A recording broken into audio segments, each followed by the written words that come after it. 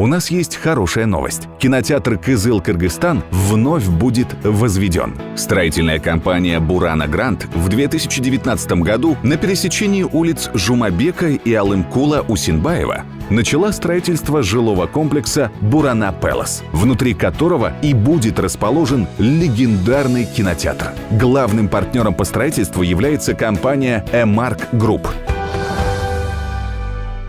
Исламдағы улуу аалымдардын бири Имам Азамдын атасы Савит деген инсан болгон. Аллах алардан разы болсун. Савит мырза жаш кезинде дараталып жатканда арыктагы суу менен кошо бир алма агып келе жатканын көрүп калат. Алманы алып оозуна тиштегенде оозунан кан аралаш түкүрүк чыгат. Буга таң калган Савит мен алманын ээсинен сурабай жегеним үчүн анын акысына кирип калдым деп арыкты бойлой жанагы алманын өскөн жерин издеп жөнөйт. Барса айылга белгилүү бир алма эмес көптөгөн алмаларды садака кылып келген абдан бир берешен айкөл инсандын үйүнө туш болот. Үй ээсин чакырып кечирим сурап абалды түшүндүргөндө үй ээси мен сени кечире албайм дейт. Буга таң калган Савит мырза жараткан алдында адам акысы деген өтө оор маселе. Акыңызды адал кылыңыз, эмне десеңиз берейин дейт. Үйдө алтын күмүшүм бар, алып келип берейин десе, үй ээси жок. Алтын күмүшүңдү мага кереги жок. Башка шартым бар деп, ал жигиттин такыбалыгын текшерип көрүүнү ойлойт. Ал жигитке менин үйүмдө көзү көрбөгөн, кулагы укпаган, буту баспаган кызым бар. Сен ошого үйлөнсөң, мен акымды адал кылам дейт. Жигит ойлонуп туруп калганда, үй ээси жараткан алдында адам акысы деген өтө оор маселе экенин дагы жолу эскертет. Жараткан өзүнө тиешелүү күнөөлөрдү кечириши мүмкүн, бирок адам акысын адам гана кечире аларын жакшы билген ал жигит макул болот.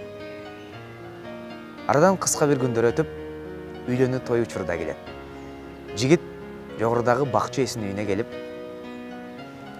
кызды көрүүгө келип, үйгө киргенде кайра чоочуп эшикке чуркап чыгат. Үй ээсинен мен ала турган кыз ал жерде жок экен. Ал жерде абдан сулуу кыз олтурат. Мен башка кызга кирип калдым го деп үй ээсине кайрылса, анда үй ээси: "Уулум, ал сенин болочок жубайың. Көзү көрбөйт дегеним такыр ал арам нерсени көргөн эмес. Кулагы укпайт дегеним ушактан алыс болгон. Ал эми буту баспайт дегеним үйдөн алыс чыгып, эч бир жаман жолго жаман кадам таштабаган кызым бар. Мен ал кызыма татыктуу күйөө бала издеп жүрдүм эле. Сенин такыбалыгыңа суктанып олтурам. Мен дагы кызымды мына ошондой инсанга жубай болушуна чын жүрөктөн Кудайдан тилеп келдим эле. Эми көңөр бактылуу болгула. Кызым мындан ары сеники" деп аманат кылып кызын тапшырат.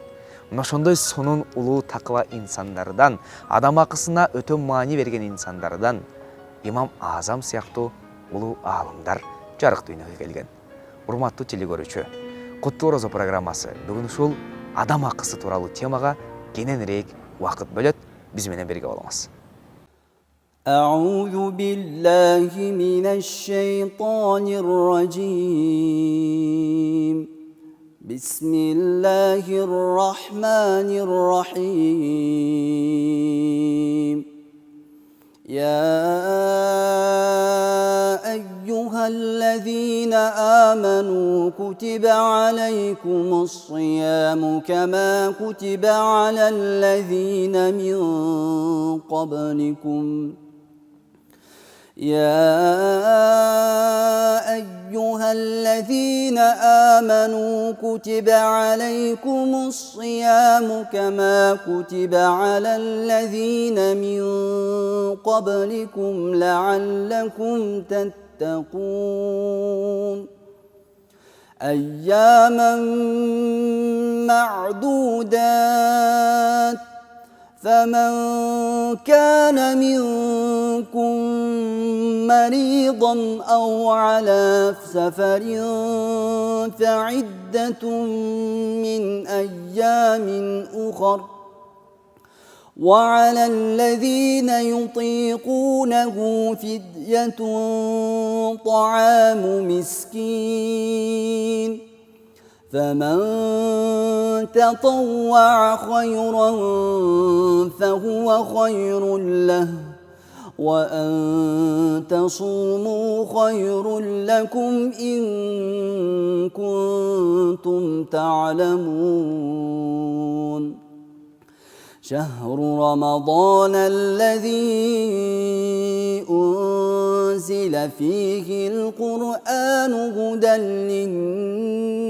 للناس وبينات من الهدى والفرقان فمن شهد منكم الشهر فليصم ومن كان مريضا أو على سفر فعدة من أيام أخر يريد الله بكم اليسر ولا يريد بكم العسر ولتكملوا العدة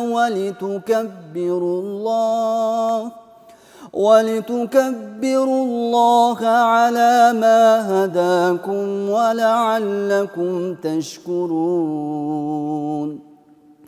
وإذا سألك عبادي عني فإني قريب أجيب دعوة الداع إذا دعان فليستجيبوا لي وليؤمنوا بي لعلهم يرشدون صدق الله العظيم.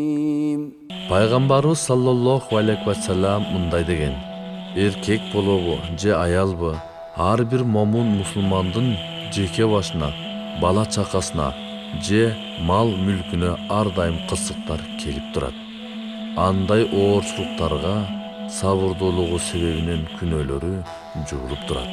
Акырында Аллага күнөөсүз таза балда жолугат. Пайгамбарыбыз саллаллаху алейхи ва саллям мынтип айткан: кайда жүрсөң да Алладан коркуп такыба бол.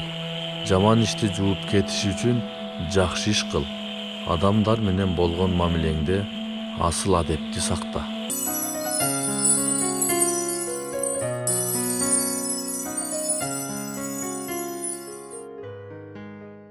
Кудай акысы кечирилсе дагы адам акысы кечирилбейт деген кеп бар эмеспи? Муну эске алганда адамдардын бири-бирине болгон акысы өтө маанилүү экенинен кабар берип турат. Андыктан биз мына ушул адам акысы тууралуу кеңири маалымат бергенге аракет кылабыз. Бүгүн бизде конокто Адеп Баш атты коомдук прогрессивдүү фондунун төрагасы Нурлан Субанов мырза бар. Саламатсызбы? Саламатчылык. Нурлан мырза, жогоруда айткандай, адам акысы өтө маанилүү нерсе экенин жогорку макал менен, жогорку сөз менен дагы айтып олтурабыз. Адам акысы деген негизи өзү эмне? Ушул тууралуу бир алгач кененирээк айтып берсеңиз. Бисмиллахиррахманиррахим. Негизи эле акы деген сөз бул ошол хак деп араб тилинен келген сөздөн акы, адам акысы, мунун ичинде Кудай Тааланын акысы дегеле акы дегенге биз түшүнөбүз негизи. Бул деген ошол акы маселеси ислам дининде ушунчалык жогорку деңгээлде бааланган. Эч бир адамдын акысын тебелебегенге Кудай Таала буйрук берген. Ошол убакытта пайгамбар саллаллаху алейхи ва саллям акы тууралуу көптөгөн бөлүктөргө бөлүп ушунчалык адам акысын жогорку деңгээлде бизге түшүндүрүп кеткен. Кур'ан-ы Каримде да бисмиллахиррахманиррахим: Я айюхаллазина аману ичтанибу касиран минадз-занн инна ба'дадз-занни исм. Бул жерде айтып атат: эй иман келтирген инсандар, бири-бириңердин артыңардан мындай жаман күмөнсүрөгүлө. Кээ бир жаман күмөнсүрөө бул күнөө деп келет да. Бири-бириңердин артыңардан ушак кылбагыла, гыйбат кылбагыла, бири-бириңерди аңдып, шпиондук кылбагыла. Демек булардын баары адамдын акысына кирип кетет экен. Ошол эле убакытта пайгамбар саллаллаху алейхи ва саллям келип туруп ошол адам акысы эмне деп сахабалардан сураган. Адамдардын акысы эмне экенин билесиңерби деп сураганда, пайгамбар саллаллаху алейхи ва саллям сахабалар эмне деди? Аллах жана анын элчиси жакшы билүүчүрөөк, өзүң айткын дегенде, адамдын акысы ушундай дейт: бирөөнү дейт соодасын бузбагыла, бирөөнүн артынан жаман сөз сүйлөөгүлө. Бирөөнүн акысы ушунчалык болгондуктан ар бир эмеге пункт кылып токтолуп кеткен да. Мисалы үчүн дейт, бир эле инсандын башка бир боордошунан, башка бир мусулмандан 5 акысы бар деп айтат. Эң эле биринчиси ошол качан бир инсан ооруп калса аны зиярат кылуу, чүчкүрсө ага жооп катары ярхамакалла, ак чүч деп жооп берүү, бир жерге чакырса келүү, ооруп калса зиярат кылуу, өлүп калса жаназасына катышуу деген сыяктуу адамдын адам болгон акылары бар экен. Демек, бул акын ушунчалык деңгээли жогору болгондуктан пайгамбарыбыз дагы бир сахабалардан сураган экен: "Атарифуна манил муфлис?" Силер билесиңерби, чыныгы банкрот деген эмне? Банкрот деген бул ошол куру кол калган, эчтекеси жок калган инсан. Сахабалар айтты, албетте билебиз. Муфлис деген бул ошол бир аз мал мүлк болуп туруп, бир убакта эчтекеси жок калган адам. Дегенде пайгамбар саллаллаху алейхи вассалам жок деди. Чыныгы банкрот адам бул менин үммөттөрдүн ичинен ушундай бир инсандар, кыямат күн бул дүйнөдө 5 убакыт намазын окуган, орозосун кармаган, ажылыкка барган, садака зекетин берген, ушунчалык ат көтөргүс жүк болгон ушундай жакшы сооптор менен кыямат күнүндө Аллахтын астына барат. Бирок ошол эле убакта тигинисин сөгүп койгон, мунусун уруп койгон, бирөөсүн канын төккөн, бирөөгө жала жапкан, бирөөсүн уурлук кылып бир нерсесин уурдап алган инсан. Кыямат күнүгө келгенде ар бир зулум көргөн инсан ошол зулум кылган инсандан өзүнүн акыларын алып атып, акырында ошол бүтүндөй бул жашоодогу ибадаты менен барган адамдын дагы дейт эч нерсеси калбай калат. Кайра эле очередде турган адамдардын акыларын талап кылган инсандар эми эмне кылабыз дегенде, эми өзүңдүн күнөөңдү тиге жүктөп кетесиң. Ошондо бул дүйнөдөгү жанагы Кудай Тааланын астындагы бүт ибадаттар менен барган инсан бирөөгө кетирген зулумдугун айынан акыларын талап кылган инсандарга таркатып берип отуруп, кыямат күнүндө дейт тозокко жүзү менен ыргытылат. Мына чыныгы банкрот, чыныгы муфлис ушул адам деген экен. Демек, акылар деген ушундай болуп экиге бөлүнөт деп айтты. Кудай Тааланын акысы, анан кийин адамзаттын, инсандардын акысы.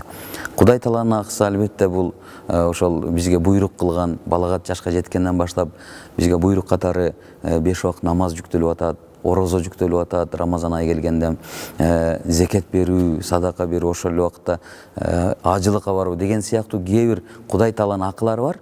Бул Кудай Тааланын акыларын Кудай Таала кааласа өзү мээримдүү жана боорукер зат, кылбай жүрүп кечигип кылган инсандардын, Кудай Тааланын ушунчалык тооба келтирген инсандарды Кудай Таала сөзсүз түрдө кечирем деген. А бирок инсандын, кулдун акысын кул качан өзү кечирмейинче мен эч качан кечире албаймын деген экен. Ошондо негизи акы сиздин жогоруда айткандарыңызга караганда экиге бөлүнөт окшойт. Бири жараткан Кудайдын алдындагы, экинчиси адамдардын бири-бирине болгон акысы деп экиге бөлүнөт. Ошол эле учурда эң чоң бул маанилүү жагдайлардын бири адамзат бул жашоодо бардык ибадаттарын кылып, ошол эле намазын окуп, зекетин берип, бүт садак иштерин кылып, аябай жакшы иштерди кылып, бирок адамдардын бири-бирине болгон бир акысы болуп калган болсо, жараткандын алдына барганын баары жуулуп кетүү коркунучу бар экен. Ооба. Дагы бир маанилүү маселелердин бири бул үй бүлөнүн мүчөлөрүнүн ортосундагы бири-бирине болгон акы дагы маанилүү болуп турат. Балким ушу статистикага карап көрсөк, ажырашкан түгөйлөр да абдан көбөйүп жатат. Ата-энесиз калган балдар же болбосо балдары карыганда карабай кеткен ата-энелер дагы көп калып атат. Ушу алгач үй бүлө темасына бир кеңири кирсек, себеби мамлекеттин ортосундагы үй бүлө бул кичинекей мамлекет деп айтып эмесмин. Ушу эркек менен аялдын ортосундагы акы тууралуу айтып өтсөңүз. Эми адам акысы деген бул өтө бир эбегейсиз чоң тема болгондуктан муну ушунчалык аалымдарыбыз түр-түргө бөлгөн. Бул өтө чоң китептер.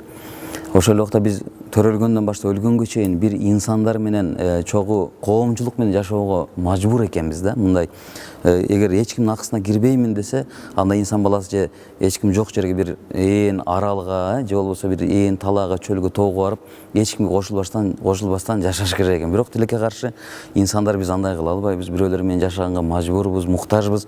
Ошол себептен инсандардын акылары бири-бирине ушундай кирип кеткен. Анын ичинде өзүң айткандай эң жогорку албетте үй бүлө. үй бүлө деген бул эмне дегенде, үй бүлө деген Кудай Таала ошол Адам алейхиссаламды жараткан күндөн баштап эле анын кабыргасынан обой энебизди жаратып, ошол экөөсүн бири-бири менен жашаганга эмне кылды? Буйрук кылды.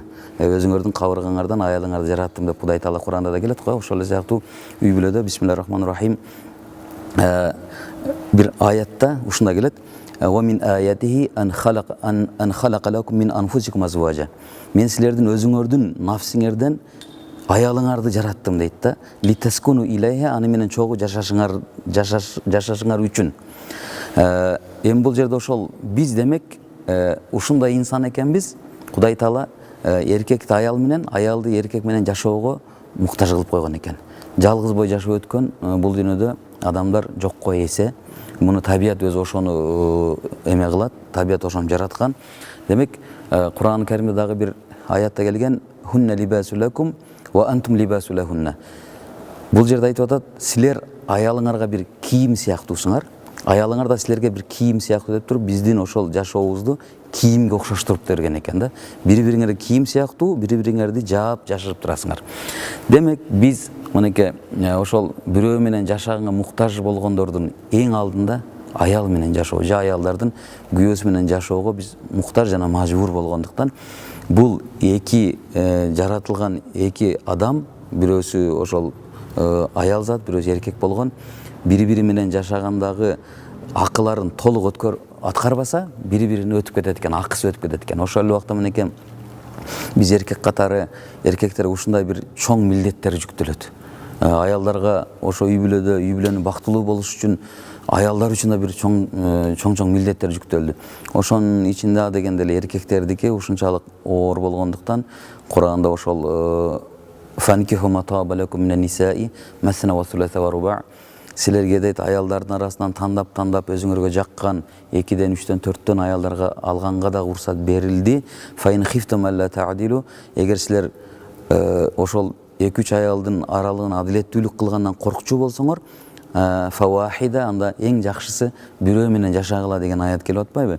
Бул жерде ошол эркектерге демек тандоо акысы берилгенден кийин биз аялдарды тандап үйлөнүп атабыз. Мына эркектер көпчүлүгү тандоо акысын алгандан кийин дагы демек бизде эркектерге көбүрөөк акы жүктөлөт экен.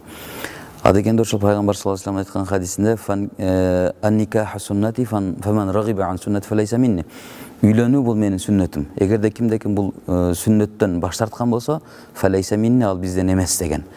Ошол эле убакта үйлөнө турган жигиттерге айткан, эгерде кимде-ким үйлөнчү болсо, кыздын тандоосу болгон 4 нерсеге каралат. Биринчиси кыздын сулуулугуна каралат, экинчиси ата тегине каралат, үчүнчүсү анын байлык мансабына каралат, төртүнчүсү ыйманына каралат.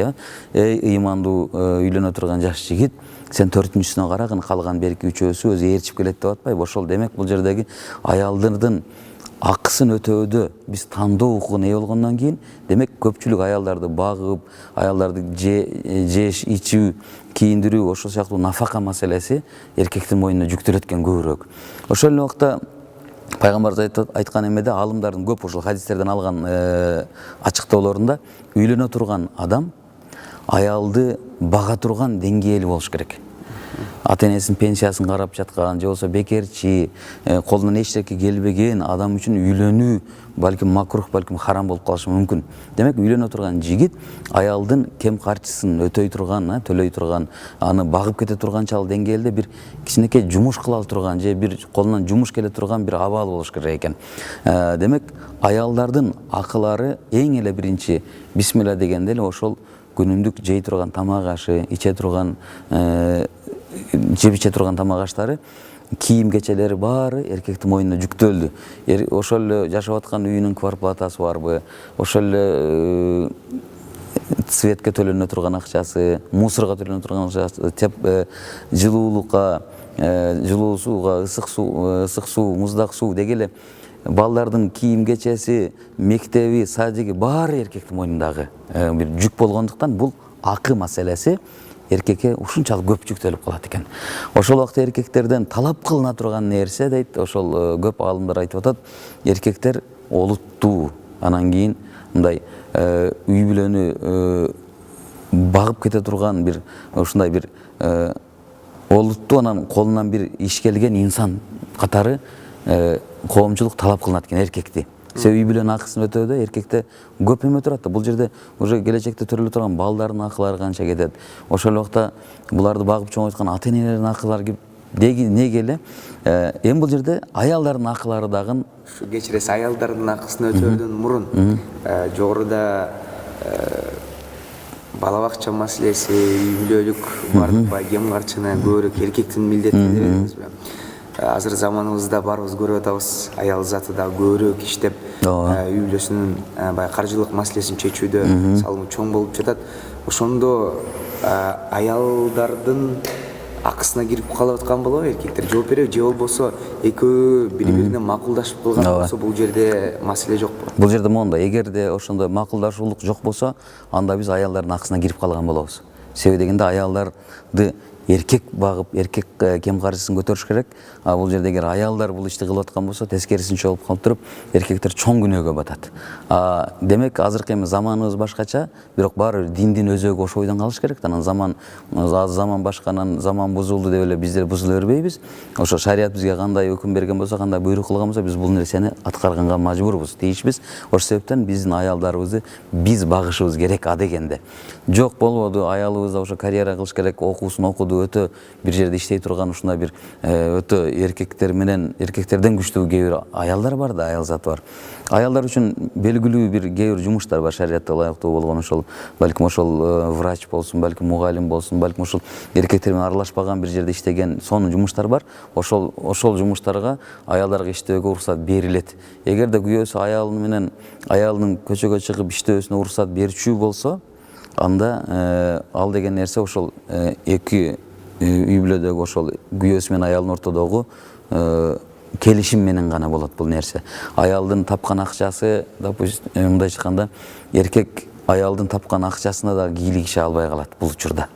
Аял тапкан акчасын өзү гана колдонгонго акысы бар. Негизи мындай карап келгенде. Бирок бул жерде дагы эле ошол биз мындай биздин мусулмандар, биздин айрыкча кыргыздар, биз ушундай бир ийкемдүү келебиз, аялы дагы жок мен өзүм таптым, өзүм колдонушум керек дебейт эч качан. Биз ошол чогултуп, балким сен тапканыңа үй алалы, мен тапканымды тамак ашка жумшайлы деген бир келишим менен ынтымакта жашап келатабыз да ушул күнгө чейин. Эң башкысы ынтымагы бар элдин ырысы бак ачылат, ынтымагы жок элдин тапканы бекер чачылат демекчи. Ынтымактуу биригип, жакшынакай бир үй бүлөнүн бир бактысына, үй бүлөнүн ар тараптан кем карчысына чогуу аракет кылып, ынтымактуу чакырса болот экен. Эми кыскараак ушу аялдардын акысы тууралуу кошо кетсеңиз. Аялдардын акылары эми пайгамбарыбыз саллаллаху алейхи вассалам Мираж кечесинде көкөлөп асманга көтөрүлүп, бир канча көз ирмемдин ичинде Кудай Таала менен жолугуп, бейиш менен тозокту көрүп келген бир окуя болгон. Бул Куранда да ошо Исра вал Ми'раж деп Куранда да келет бул аяттар. Ошондо пайгамбарыбыздын айткан бир эмесинде мен Кудай Таала мага тозокту көрсөттү. Тозокто кыйналып аткан көпчүлүк калктын көпчүлүгү аял зат экен. Эмне себептен экен дегенде пайгамбарыбыз мынтип тилини көрсөткөн экен да, ошо тилден кеткен депчи. Демек аял кишини деп пайгамбарыбыз ушунчалык аялдардын бейишке кирүүсү аябай жеңил. Тилекке каршы мен ошо тозокту көргөнүмдө тозоктун жашоочулардын көпчүлүгү аял экенине мен таң калдым деген экен да. Качан дейт аял 5 убак намазын окуса, өзүнүн сулуулугун башка бирөөлөрдөн жаап жашырса, анан кийин Рамазан айы келгенде орозосун тутса, анан күйөөсүнө моюн сунса, бейиштин каалаган 8 эшигинен кирсин деп уруксат берилет. Бирок ушул 4 нерсени аткара албай аялдын көпчүлүгү тозокто жүрөт деген экен да. Ошентип бул жерде эми аялдын негизги акысы күйөөсүнө моюн сунуу. Күйөөсүнө моюн сунууду пайгамбар саллаллаху алейхи вассалам ушунчалык деңгээлде бул жерде бул күйөөсүнө моюн сунуу боюнча пайгамбар көптөгөн хадистерди айткан. Пайгамбардан келип бир сахабалардан бирөө сурады: "Эй Аллахтын элчиси, эң жакшы аял ким? Эң жакшы аял ким?" деп сураганда, пайгамбар эмне деди? "Эң жакшы аял күйөөсү анын жүзүнө караганда жылмайып турган аял" деди. Эң жакшы аял. карасаң экинчи жакшы аял ким дегенде бул ушундай очередь менен айтып кетет да кезек менен экинчиси дейт күйөөсү буйрук кылганда моюн сунуп турган аял. Бул мындай жашоодо карап көрсөң деле ошол эң жакшы нерсе экен. Качан күйөөсү караган кезде аял жылмайып турса, тескерисинче деле мисалы үчүн пайгамбар саллаллаху алейхи вассалам айткан го, эң жакшы эркектердин эң жакшысы аялына жакшы мамиле кылган. Мен эң жакшы эркекмин деп пайгамбар айткан. Мен аялдарыма өтө жакшы мамиле кылам деп. Ошол эле убакта анан дагы кандай аял жакшы аялдардан дегенде өзүнүн сулуулугун күйөөсүнө гана арнаган аял деп туруп ошол кээ бир аялдардын биздин ошо күйөөлөрүнө болгон акылары боюнча ушинтип атап кеткен. Урматтуу мекендештер, сиздер куттуу орозо программасын угуп жатасыздар. Ушул сонун куттуу мүнөттөрдү дагы биз мырзаларга кайрылат элек. Жеңелер бир карап коюңуздар. Жеңелер сиздерге жылмайып койсун. Себеби жылмаюу дагы садака дейт. Жогоруда Нурлан устазыбыз айткандай, жылмаюу менен биргеликте мыкты аял заты статусуна бир тепкичке көтөрүүгө дагы шарт бар экен. Дайым жылмайып туруңуздар. Кроме кинотеатра, в жилом комплексе Бурана Пэлас для горожан будут доступны летняя терраса с панорамным видом, детская игровая площадка в свободной от автомобилей зоне и двухуровневый подземный паркинг, оснащенный датчиком контроля состояния воздушной среды и пожарной сигнализацией. Жилой комплекс Бурана Пэлас – это престиж и высочайший уровень комфорта современной жизни рядом с историей.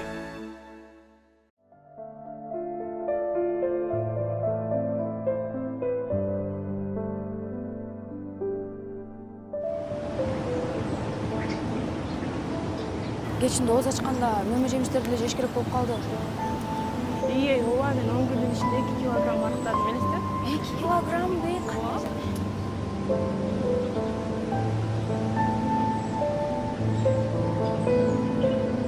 Карасаң кетесиң. Ысыкта бала чакасы менен жүдөө үйүндө эле отурбайбы десең, күйөөсүнөн да ажырашкан неме го. Уялсаң болот, орозо кармап да ушинтип айтасың. Кармаган орозоңдун соогу кайка кетти? Мен жөнүн айтып койдум, ал менин ишим канча. Ней бир орозо кармагандар бар. Аларга орозосунан суусу менен ачкалыктан башка эч кандай пайда жок. Урматтуу көрөрмандар, биз куттуу орозо программасын улантып жатабыз. Бизде конокто Адеп Башаты коомдук прогрессивдүү фондунун төрагасы Нурлан Субанов агабыз. Нурлан мырза, эми дагы өзгөчө маанилүү маселелерге келсек, бул адам акысы эң жогорку деңгээлде турганы бул ата-эне алдында болгон акы деп айтылып келет. Ушу ата-эненин балдардын ата-энеге болгон акысы тууралуу айтып берсеңиз. Албетте, биз карыздарбыз деп айтчу бир эле адам бар, бул ата-эне. Ата-эне ким дегенде, ата-эне ушундай бир улук зат. Аллах Тааладан кийинки эле биздин сыйлоого арзый турган улуу инсандар бул ата-энебиз. Биздин бул дүйнөгө келишибизге себепкер болуп, бизди тарбиялап, багып, чоңойткон ата-энебиз. Демек биз ата-энеге ушундай карыздар экенбиз да. Кур'ан-ы Каримде дагы бул жөнүндө өтө көп аяттар келди. Пайгамбар саллаллаху алейхи вассалам ушунчалык көптөгөн хадистерди айтты. Себеби дегенде ата-энеге кызмат кылуу бул инсанга мындай ата-энени инсан унутуп коет экен бала чоңойгондон кийин. Закетиңди бердиңби, ата-энеңе жакшылык кылгын. Намазыңды окудуңбу, ата-энеңе жакшылык кылгын. Орозоңду туттуңбу, ата-энеңе жакшылык кылгын деген ушундай аяттар келет. Ошол эле аяттардын ичинде ата-эне туурасында бир ушундай сонун бир аят келген. Бисмиллахир-рахманир-рахим. Вa'будуллаха ва ла тушрику бихи шай'ан ва бил валидайни ихсана. Сен Кудай Таалага дейт жакшы ибадат кылгын, ага эч кандай шерик келтирбестен, анын артынан эле ата-энеңе жакшылык кылгын. Дагы бир аятта Бисмиллахир-рахманир-рахим. Ва қада раббука алла та'буду илля ия ва бил валидайни ихсана. Кудай Таала сага өкүм кылды дейт. Кудай Таала сага буйрук берип атат. Сен Кудайдан башка эч кимге, Кудай Тааладан башка эч бир нерсеге ибадат кылбагын, Кудайга шерик келтирбегин, анын артынан эле ким ата-энеңе жакшылык кылгын. Имма яблуганна индакал кибра ахадухума ва килахума. Аларга жакшылык кылгандын убагы бир шарт менен деп атат. Ата-энең карып, картайып, алдан таяган кезде деп атат да. Демек, биз ата-энеге жакшылык кылууну ошол карып, алдан тайып калган кезде жакшылык кылабыз. Биз мисалы үчүн азымынан биз ата-энебиз өзүбүз, биздин бала чакабыз жап-жаш болгондуктан балдарыбыз биз муктаж эмеспиз. Айткым келген нерсе, балдарыбыз тескерисинче бизге муктаж болуп атпайбы? Ата мага моундай нерсе керек, мага кийим керек, мага туфли керек, мага сумка керек, телефон керек деп. Демек, биз жаш курактабыз, балдарыбызга муктаждыгыбыз жок болгондуктан, бул жерде аятул каримада ыйык аятта айтып атат, ушул алар картайып, алдан тайган кезде аларга ушундай жакшы мамиле кылгыла, аларга керек болсо бир уф деген да сөз айтпагыла деген ушундай бир белгилүү аяттар бар эмес, баарыңыздар билесиздер. Ошентип отуруп, ата-энебиз, карыздар болгон ата-энебиздин биз кыла турган, бала катары аткара турган милдеттерибизди аалымдар эсептеп санап кеткен. Бул жерде ошол албетте пайгамбарыбыздын айткан эмеси өз маалында эң жакшы иштердин бири өз маалында намаз окугандан кийин ата-энеге жакшылык кылуу. Намазыңды окудуңбу? Демек ата-энеңе жакшылык кыл. Ата-энең алыста турабы? Ата-энеңе телефон аркылуу байланышып, анын көңүлүн көтөрүп тургун. Ата-эне албетте ата-энеге эгер чакырса сөзсүз жооп берип келгиле дейт. Ата-энең балам келип кет десе сөзсүз барыш керек. Эгер ата-энең менен чогуу басып калсаң, сөзсүз ата-энеңдин дейт артынан басканга аракет кылгын дейт.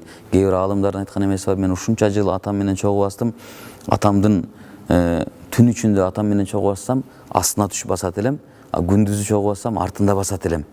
Атамдын көлөкөсү кайсы тарабына түшкөн болсо, мен ошо көлөкөсүн тебелеп албайын деп туруп, көлөкө түшпөгөн жагында басат элем деп туруп, ошол эле убакта пайгамбарыбыз ата-эненин дагы кимисине көбүрөөк жакшы мамиле кылыш керек деген сыяктуу бир хадистер бар, билесиңер.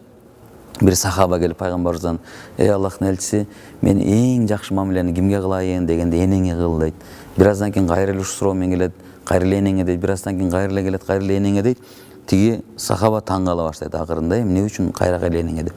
4-үнчү жолу келип сураганда, эми атаңа деген экен.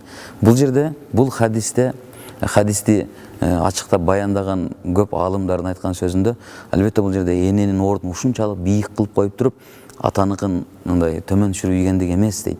Бул жерде баланын төрөлүп, чоңоюп жетилишине эненин түйшүгү атаныкка караганда дагы көбүрөөк болгондуктан, бизде деле кыргызда эне ички тон, ата сырткы тон деп коет го. Ошон үчүн ички тон болгон эне 9 ай боюнда көтөрүп, 2 жыл көкүрөгүндө көтөрүп, андан кийин сен 40 жашка чыксаң деле 4 жаштагы баласы сыяктуу сени кабыл алат.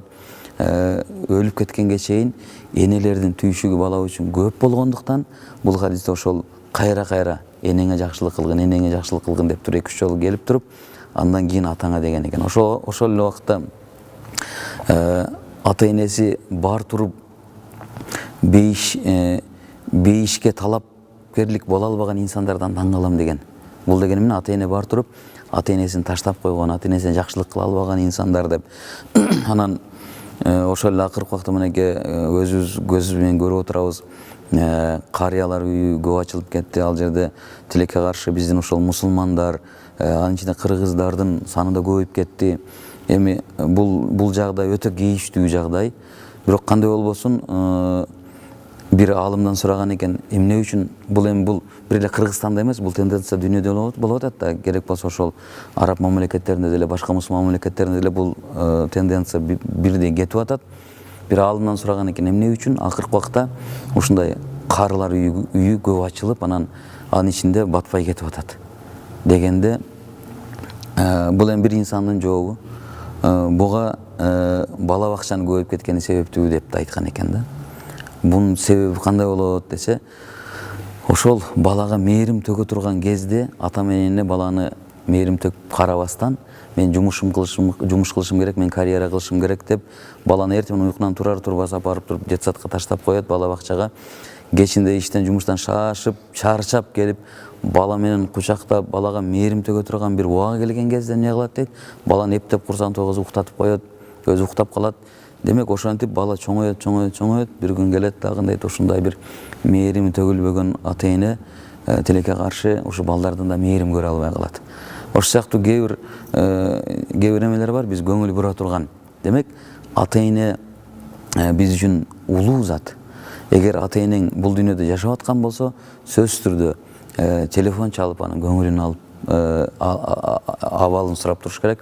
Эгер өтүп кеткен болсо, анда күнүмдүк намаздарда, эртең менен кечки намаздарда дуа кылып, Кур'ан окуп, алардын ушул рухтарына багыштап туруш керек. Балам балалуу болгонду билесиң демекчи, азыр эркелетип, мыйдысынан сүйүп чоңойтуп аткан балдарыңыз Кудай буйруса сиз карыганда сизге жакшы мамиле кылып төрдө сыйлоосу үчүн албетте сиз дагы ата-энеңизге ошол мамилени учурда кылсаңыз, алма сабагынан алыс түшпөй, аккан арыктан суу акмакчы. Кудайым буйруса ата-энелерди сыйлоочулардан, ошол эле уул кыздарыбыздан, сый-урмат көрүүчүлөрдөн болуубузду Кудайым насип кылсын барыбызга. Биз жогоруда ата-энелерди сыйлоо, дагыраак ошо ата-энелердин балдардын ата-энелердин алдындагы акылары тууралуу кеп козгодук. Эми ушу балдарды чоңойтуп жаткан ата-энелер балдардын алдында акылары барбы? Өзүнүн балдардын. Ооба, албетте. Бул перзент деген бул Кудай Таала тарабынан берилген бир белек ата-энеге. Ошол убакта биз мисалы үчүн ошол балдарыбызды жедирдик, анан ичирдик, чоңойтуп атабыз деген бул эсептелбейт экен ата-эненин ата-энелик милдетин аткарып аткан деп. Ал жерде эң эле негизги эсептеле турган нерсе бул перзентти тарбиялоо. Себеби дегенде бул жедирип ичирүү бул Кудай Таала тарабынан берилип аткан бир ырыскы болуп эсептелгендиктен аны эч ким тыя албайт, эч ким тосо албайт ага.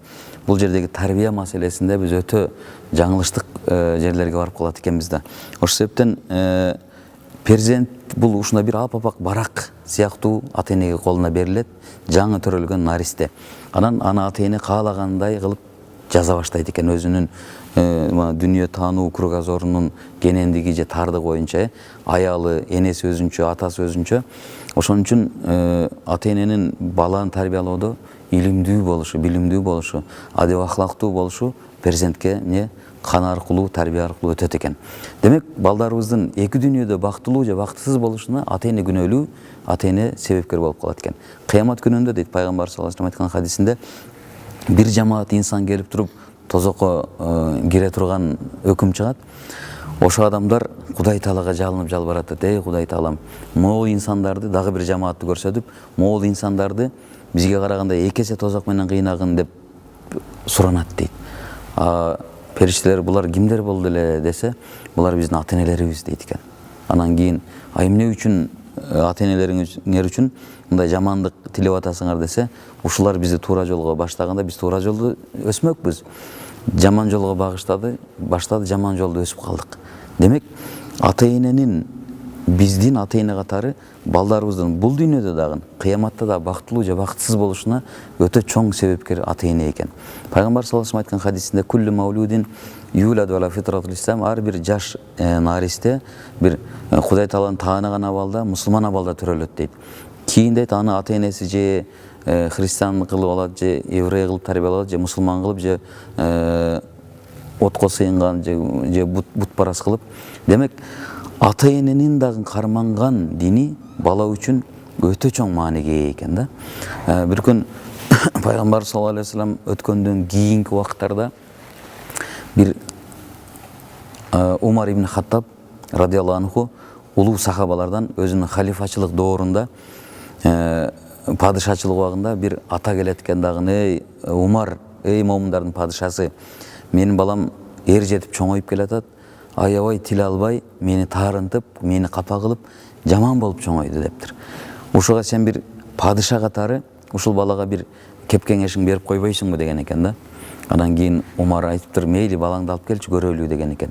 Бир убакта баласын ээрчип келип туруп, баласы зыңкыйган, бой жеткен, аябай жетилген жигит экен. Келип анан эй балакай деген экен. Мына бул ата-энең. Ата-эне деген Кудай Тааладан кийинки эле ыйык зат эмеспи? Ата-энең үчүн сен монда акылар бар эмеспи? Эмне үчүн буларды аткарбайсың деген экен да. Дегенде жана жигит айткан экен, эй момундардын падышасы Умар, ата-эненин балдарында акылары болгон сыяктуу, балдардын ата-энелердин акылары жокпу деген экен. Дегенде Умар жана баланын акылына таң калыптыр. Бар. Эмне акылары бар? Ата-эне мына бизден балдарыбыз талап кыла турган дейт. Негизги 4 акы бар деп айткан экен да. Кээ бир риваяттарда 5 акы деп келет. Биринчиси сенин келечектеги балаңдын төрөлө турган, али төрөлө элек келечектеги балаңдын энесин тандоо дептир да, карасаң. Али сен балаң жок. Ошо сен келечектеги балаңдын энеси ким болот? Ошол үчүн балаңа жооп бересиң дептир. Биринчи. Экинчиси, бала төрөлгөндө азан айтып туруп, ат коюп атпайбызбы? Аты үчүн жооп бересиң деген экен. Үчүнчүсү, балаңдын чоңойгонго чейинки таалим тарбиясы, илим үйрөтүү, Кудай Тааланы таанытуу, пайгамбарыбызды таанытуу, ошого жооп бересиң. Төртүнчүсү, бой жеткен кезде дейт, бой жеткен кезде жакшы жерден эмне Куда түшүп үйлөндүрүү деген кезде жанагы жаш жигит айткан экен, эй Умар, кечирип кой, менин мына ата экем ушунун бирөөсүн да кылган жок деген экен. Анан Умар таң калып, кандайча кылган жок? Менин дептир энем паланча деген гайридин, ошо кездеги мушрик болгон бир башка бир уруунун негир күң кызы дептир да, кул. Кыскасы, ушундай адамдар да бар экен, энесинен уялган, же энесинен намыстанган. Мен энем ошолордун кызы дептир. Мен таятам паланча деген ушул көрүнүктүү эл жийиркенген адам дептир. Менин атым дептир Жуял. Мындайча айтканда кыргызча кара жөргөмүч деген экен да. Мен төрөлгөндө мен атымды кара жөргөмүч койгон. Мен атымды атоодон уялам деген экен. Үчүнчүсү, ушул убакка чейин мен жазганды окуганды билбеймин. Аллахты да пайгамбарды да мага эч айткан эмес булар. Төртүнчүсү, мынакей мен бой жетип отурам. Ушул кезге чейин мени үйлөндүрө турган буларда эч кандай эмеси жок, ою жок деген кезде Умар радиаллаху анху жанагы атаны карап туруп, эй атаке деген экен да. Балаң сага жамандык кылганга чейин сен балаңа зулумдук кылган турбайсыңбы? Деп туруп, эми бул жерден биз ата эне катары кичинекей ымыркайларыбызды, ушундай периштедей болгон наристелерибиздин жетилип чоңоюшуна мына биз себепкербиз.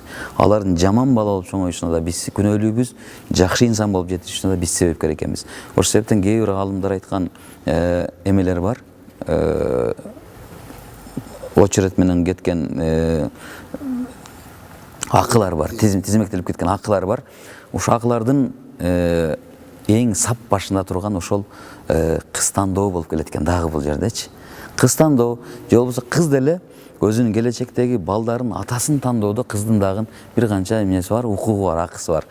Демек биз ошол келечектеги балдарыбызды жакшы тарбия бере турган эне тандоодо эркектер да аялдар эч качан жаңылбаш керек экен. Ошол убакта пайгамбар саллаллаху алейхи вассаламдын аял затына болгон ушундай бир аял затынын мээримдүүлүгү, аял затынын илимдүүлүгү, аял затынын күчтүүлүгү ушул эне болгондон кийин балдарына кете турган тарбиядан улам ушул эме айтылат экен да.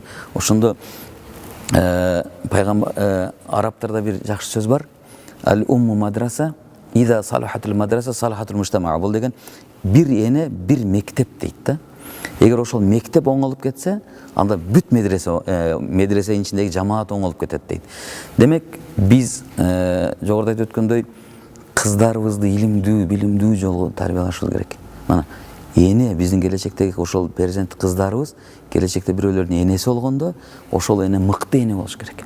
А дегенде билимдүү, адеп ахлактуу, канча ошол 5 баланы төрөйбү, 10 баланы төрөйбү, ошол балдардын эң алгачкы медресеси бул эне болгондуктан энелери мыкты болуш керек экен. Ошол убакта ошондой эле төрөлгөн балдарга ат коюу, атты периштелер коет деп коет негизи. Ошол ат койгондо дагы биз пайгамбар саллаллаху алейхи вассалам айткан ат үчүн айткан хадистер бар. Балдардын атын улуу инсандардын аттары менен атагыла.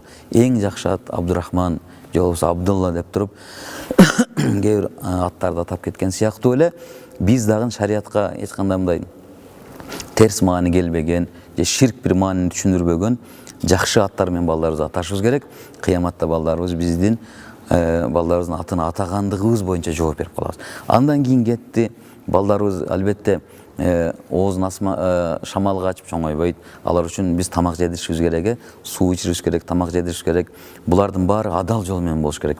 Сен бир инсан, ошо сенин каныңдан жаралып аткан бир адам, бир бала, сенин наристең, сенин перзентиң, бирок ал Кудай Тааланын астында өзүнчө бир инсан болгондуктан сен бир инсанды харам жол менен бакканга акың жок дейт. Демек биз ошо баланын жетилип чоңоюп өсүүсүнө ата эне ырзык алып келет, ата эне иштеп таап, ошо Кудай Тааланын ырзыкына себепкер болот. Ошол убакта биз арам жол менен аны бакканга акыбыз жок. Ошол убакта андан кийин балдарга жакшы илим берүү. Илимдин башы бисмилла менен башталат. Бисмилла деп тамак жедирип, ошол убакта тамак жеп бүткөндөн кийин альхамдулилла деп, Кудайга шүгүр деген эмелерди үйрөтүү, пайгамбарды таанытуу, алифбе деп тамга үйрөтүү, китеп окутуу, булардын баары уже ата менен эненин балага болгон акылары, милдеттери. Балдарыбыз бул нерсени бизден бул дүйнөдө дагы кыяматта да талап кыла турган ушул эмелер. Барып балдарыбызды эң эмеси ошол түктүү, тектүү жерден, ата энеси жакшы болгон кыздарга же ата энеси жакшы болгон күйөө балдарга балдарыбызды турмушка узатып, кыздарыбызды балдарыбызга жакшы жерден бир келин алуу дагы биз ата эненин бир милдеттеринен болуп калат. Негизи чындап эле жакшы тарбия алган бала бир эле өзү үчүн эмес, ата энеси үчүн дагы эле кайтарылып келет эмес. Жакшы бала өзү турмушта жакшы жолдо жүрөт, экинчиси коом үчүн белек болот, үчүнчүсү ата энеге арыганда ошо жакшы тарбия берген баласынан сый урмат көрүп төрдө чайын ичип отурат. Кудайым ошону бардыгыбызга насип кылсын. Балам балалуу болгондо көрөсүң, демекчи балдар жакшы тарбия алып, ата энелер дагы карыганда төрдө сый урмат көрүп турушту. Бул чыныгы бакыт деп эсептесек болуш керек. Эми биз үй бүлөдөгү аял эркектин ортосунан, ата эненин балага, баланын ата энеге болгон акысы тууралуу үй бүлө темасынан акырын дарбазаны ачып бир аз тыш жака чыксак, эшигибизди, дарбазанын эшигин ачканда эле ассаламу алейкум деп кошуналар менен учурашабыз. Бул кошуналардын ортосундагы акы дагы өтө маанилүү экенин билебиз. Ошо кошуналардын ортосундагы акы тууралуу да айтып берсеңиз. Кошуна дегенде албетте акылга эң биринчи келген эме алыскы туугандан жакынкы кошуна. Сени менен чогуу жашап, бир жерде, бир көчөдө кошуна болуп жашаган инсандардын акысы шариятта өтө бийик каралган. Пайгамбар саллаллаху алейхи вассаламдын айткан хадисинде утлубул жара кабла дара, сен бир үй сатып алганга чейин кошуна талап кылгын дейт да. Кошуналарың кандай экенин байкап көргүн, анан кийин үй сатып алгын деген сыяктуу айтылган сөздөр бар. Демек кошуна акысы албетте бул пайгамбарыбыз саллаллаху алейхи вассалам айтып атпайбы? Жабраил периште мага кошунанын акысы деп ушунчалык көп айтып бергендиктен мен ойлоно баштадым, кошуналар адам өлгөндөн кийин кошуналар да мураскор болуп калат окшойт. Мураскор деген бул атадан балага калчу байлык эмеспи? Кошуналар да мураскор болуп калат окшойт деп ойлоно баштадым деген экен да. Бирок кошуналар мураскор болгон жок. Бирок ошончолук деңгээлде Жабраил алейхиссалам дейт, мага кошунанын акысы жөнүндө ушунчалык айтты. Кошунанын акысы эмне экенин билесиңби деп сурады. Сураган кезде Жабраил периште менен сүйлөшкөн ошол эмесинде кошуна деген ушундай, сенен бир нерсе сурап келсе сөзсүз бергин. Кошуна бир муктаждык болуп аткан болсо сөзсүз жардам кылгын. Кошунаңдын үйү жака, кошунаңа шамал өтө турган жагын тосуп албагын деген сыяктуу. Үйүңө бир мөмө жемиш көтөрүп келсең, анда кошунаңдын балдары үчүн да алгын. Эгер кошунаңдын балдары үчүн алгың келбесе, үйүңө көтөрүп келген мөмө жемишиңди жаап жашырып үйүңө алып кир. Үйүңө алып кирген мөмө жемишиңди балдарың кайра кошуналарың балдарын көрсөтүп көчөгө көтөрүп чыкпасын деген сыяктуу хадистер айтылган экен. Ошол убакта Абу Зар радыйаллаху анху пайгамбар саллаллаху алейхи вассаламдын улуу сахабаларынан: "Эй Абу Зар, сен эгер сорпо кайнатчу болсоң, кошуналарыңды дагы эске алып туруп, бир чөмүч сууну көбүрөөк кошкун" деген кеңештерди берген экен. Ошол себептен кошунанын акысы бул албетте адам затынын акылары өтө бийик болгондуктан бөлүнүп келгенде кошунанын акысы өзүнчө бир бөлүккө кирет. Илгери бир ушундай бир окуя болгон экен, бир жерге бир акылдуу инсан барып: "Эй кошуналар" деген экен, "Мен ушу силердин районуңардан, жериңерден үй алайын деп аттым эле.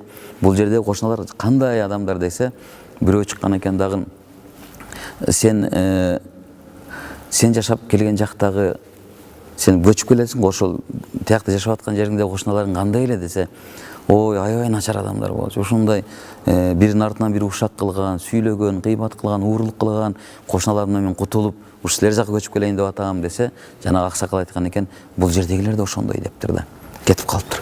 Анан дагы бирөө келиптир: "Ушул жерден үй алайын деп аттым эле. Бул жердеги адамдар кандай жашашат" десе, "Сен жашаган жагың кандай эле десе, мен жашаган жагым ушундай сонун болчу, кошуналарым ушундайлык сырдашат элек, жардамдашат элек бири-бирибизге.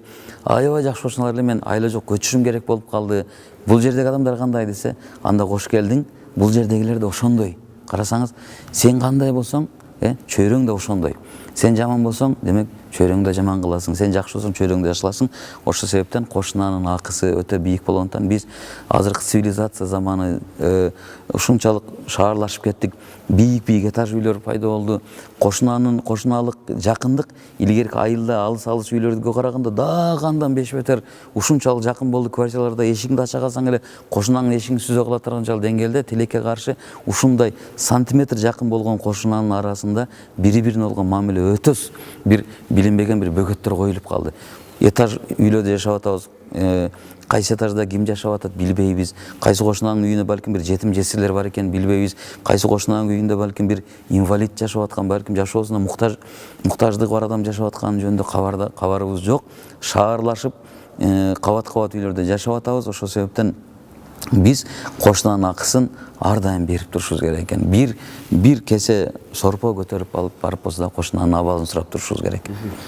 Жогорудагы сөзүңүзгө утурлай бир тааныштарыбыз айтып калды. Түнкү саат 2-3-төрдө зарыл укол алыш керек болуп калган экен. Анан алар түнкү саат 2-3-тө ооруканаларды аралап жүрүп аябай алыста жашайт экен, өтө алыс жакта. Анан шаар ичинде ооруканаларга келип уколун алып, анан үйгө келип бир кошунасы менен бир 2-3 күндөн кийин кокустуктан таанышып сүйлөшүп калса, ал коңшусу ошо медайым иштейт. Ал медайым болсо 2 күндөн бери электр жарыгы жок отурган экен, белгилүү бир себептер менен. Ати ооруган кошунасы электрик экен да. Карачы. Ошентип мындай бири-бирин тааныбай такыр сүйлөшпөй жүргөндүктөн тоскоолдуктар жаралат. Таң калышты. Кошуналардын ортосунда ынтымактап экен болсо, көп бир жакшылык, рызкы да келет дейт эмеспи? Албетте. Эми кошуналардан чыгып жалпы коомго аралашабыз. Коомго кирели. Коомго келсек, коомчулукта көптөгөн жакшы нерсени көрөбүз. Ошол эле көңүлдүү, оорутарлык көп бир жаман окуяларга күбө болуп атабыз. Өзгөчө мына жума намазды эске алсак, жума намазда мусулман бир туугандарыбыз келип, автоунааларын аябай ар кандай токтоткончулар бар. Дааратканалардын абалын айтпасак да белгилүү болуп калат, кандай болорун, суунун чачырандылары жана башка көптөгөн окуялар. Автоунаалардан таштандыларды ыргыткандары, коомчулуктагы жана башка бир топ түкүрүктөр жолдогу, мунун баардыгы коомдун акысына кирип жатат деп айтсак болобу? Мунун баары күнөөгө жакыныраак болуп калабы же күнөө деп айтсак болобу? Албетте, бул ошо адам акыларынын бийиктиги ушунда. Адам акысы эмне үчүн Кудай акысынан бийик турат дегендеги бийиктик бул коомчулуктун бири-бири менен болгон ичара мамиле. Мунун баары азыр ушундай өнүгүп аткан заманда жашап атабыз. Азыр адамдын санынан машинанын саны көбөйүп кетти. Ошол эле убакта көчөдөгү ошол жанагы киши чогула турган жерлери, кафелер болбосун, магазиндер болбосун, ушул жердеги инсандардын бири-бирине кирип аткан акылары көзгө көрүнбөгөн, балким мелочь болушу мүмкүн, балким кичинекей нерсе болушу мүмкүн, бирок чоң күнөөгө алып келе турган бир мамилелер болуп атат да. Машина айдайбыз, баарыбыз рульда жүрөбүз, ошол шоферлордун, айдоочулардын бири-бирине болгон солидарность деп коет, ошонун жоктугу, ошол эле чет мамлекетке чыгып келсек, алыс эмес эле барсак, мисалы үчүн ошол Россияга барып келсек, Россиядан башка жактарда ушунчалык шоферлордун бири-бирине болгон эмеси өтө жакшы. Себеби алар ушуна бири-бирине жакшы мамиле кылат. Анан кийин көчөдө кетип аткандагы жанагы терезеден бири-бирин сөгүп аткан, бири-бирине жол бербей атканы, таштандылар таштап аткан, кафелердеги ошол жана магазиндин сатуучулар, базардагы сатуучулар деги бул өтө чоң тема. Мунун ар бирин токтолуп кете турган ошол эле сатуучулардын, бизнес чөйрөсү жүргөндөрдүн бири-бирине болгон мамилеси, же болбосо сатуучу менен алуучунун бири-бирине болгон мамилесиндеги акысына кирип калуу, бул өтө чоң тема. Бунун баардыгын айтып атсаңыз, жашоодо көрүп келет нерсенин баары алдыга чыгып атат. Баары алдына чыгып атат. Соода саттык маселесине бир кыскараак токтолуп өтсөңүз, ошо соода саттыктагы бизнестеги ишкерлердин ортосундагы ошо акы өтө маанилүү болуш керек. Ошол эле тейлөө, баягы тамактанган жерлерде тамактын бир граммын азайтып койгону, бизнестеги жалпы эле ушул ишкердик боюнча бул айтылган пайгамбарыбыздын, аалымдардын айткан эмеси, ишкерлер үчүн деги эле ушул элди камсыздандыра турган бир тармактарда иштеген адамдар үчүн өтө сонун эме айтылган. Бул жерде бир гана кыскача сөз менен айтылганда, бул алдабаштык. алдабоо же болсо мындай көз боемочулук кылбоого пайгамбарыбыз өтө үндөгөн дагы. Пайгамбар айткан экен, ушул бизнес тармагында жүргөн, азыр тилмен айтканда соода сатык тармагында жүргөндөрдүн көпчүлүгү тозоку деп айткан жерлери бар экен. Ошондо сахабалар сураган, кандайча тозок болуп калсын, пайгамбарым сен өзүң деле соода тармагында жүрдүң го дегенде, менин коркконум ушул дейт да. Мындай чылкый калпчылык болуп калат бул жерде. Көз боемочулук, мен гашша фалайса минни деп туруп, эгер кимде ким көз боемочулук кылып, жана пайгамбардын убагында деле келип туруп, жанагы соода кылып аткан, жана мейиз сатып атканды, витринада турган жагы чоң-чоң мейиздер, астында жана чирип калган мейиздер, ушул эле буудай кайтылган көз боемочулук менен иш кылып, жан багып жүргөн соодагерлердин ушул булар чылкый калпчы деп туруп айтылган хадистер бар. Ошол себептен бул кафе, ресторандарда болбосун, соода сатык дүкөндөрдө болбосун, бүт бизнес тармактагы биздин бир туугандарыбызга айтар кеп кеңешибиз алдамчылыктан алыс болуу. Албетте соода сатык берекенин 80% соода сатыктан деп айтат. Ушундай мамлекетти кармап турган соодагерлер деп айтылат. Бул соода сатыкта өтө чоң береке бар, бирок ушул береке эч кандай бир жалган же күмөн аралашпаган жол менен келсе, берекенин үстүнө береке, гүл үстүнө гүл болмок эле.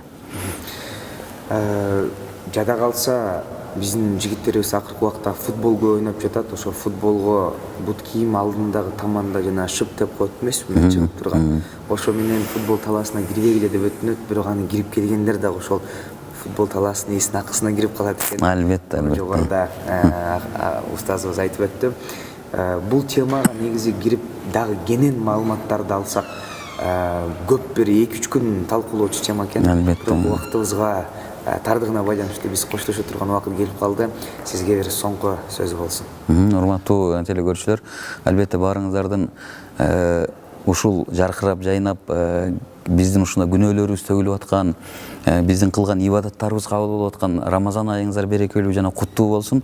Ушул Рамазан айына кылган баардык ибадаттарыңыздар, ар бир берген садакаңыздар, ар бир аткарган ибадат, ооз ачарлар баарын Кудай Таала кабыл кылып, элибизге, жерибизге эч качан ушул асман жерден келүүчү бале кырсыктар жолобосун, сырттан келүүчү карап аткан душмандардын жаман көз, жаман сөздөрүнөн Кудай Таала биздин мамлекетибизди ушундай кенедей болгон, сонун бир бейиштин жеринде болгон Кыргызстан мамлекетибизди Кудай Таала асырап сактаган болсун. Элибиз, жерибиз ар дайым ынтымакта, ырашкерликте, бактылуу, бул дүйнөнүн дагы акыретте да бактылуу өмүр сүрүшүктү Кудай Тааладан тилеп, суранып кетмекчибиз. Сизге дагы бир жолу ыраазычылык билдиребиз убакыт бөлүп келип бергениңизге. Негизи эле бактылуулук демекчи ушул жогоруда устазыбыз да бактылуу болууну баарыбызга келип өттү. Бири-бирибиздин укугубузду сыйлап, ар ким өз укугун билсе, бири-бирибиздин ортобуздагы акыбызга кирбей укугубузду сыйласак эле, ошол эле коом ичиндеги, үй бүлө ичиндеги жана адамдардын ортосундагы бир акыбызга кирбестен ар бир инсан бири-бирин сыйлап турса, чындап бир бакыт орношу мүмкүн экенин биз жогоруда баардыгыбыз угуп биле алдык. Сиздер менен Куттуу Орозо программасын, ушул адам акысы темасын биз жыйынтыктайбыз. Кийинки көрүшкөнчө саламатта туруңуз.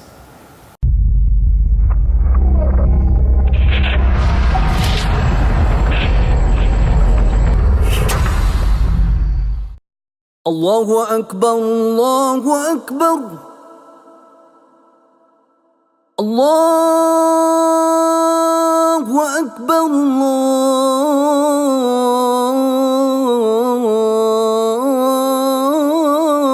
Allahu akbar. Ashhadu an la ilaha illallah.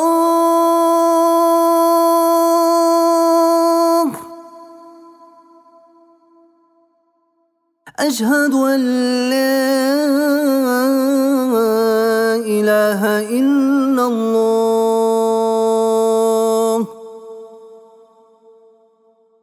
أشهد أن محمدا رسول الله.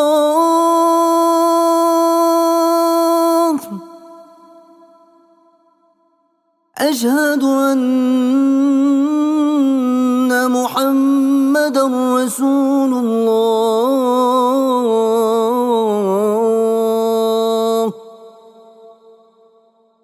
حي على الصلاة.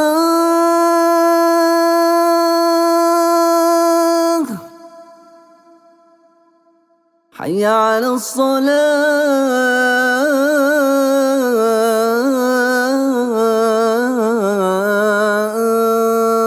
الصلاة حي على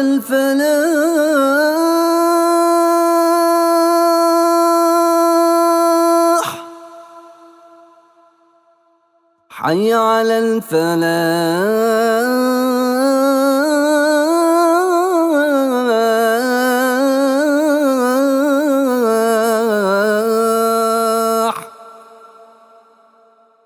الله أكبر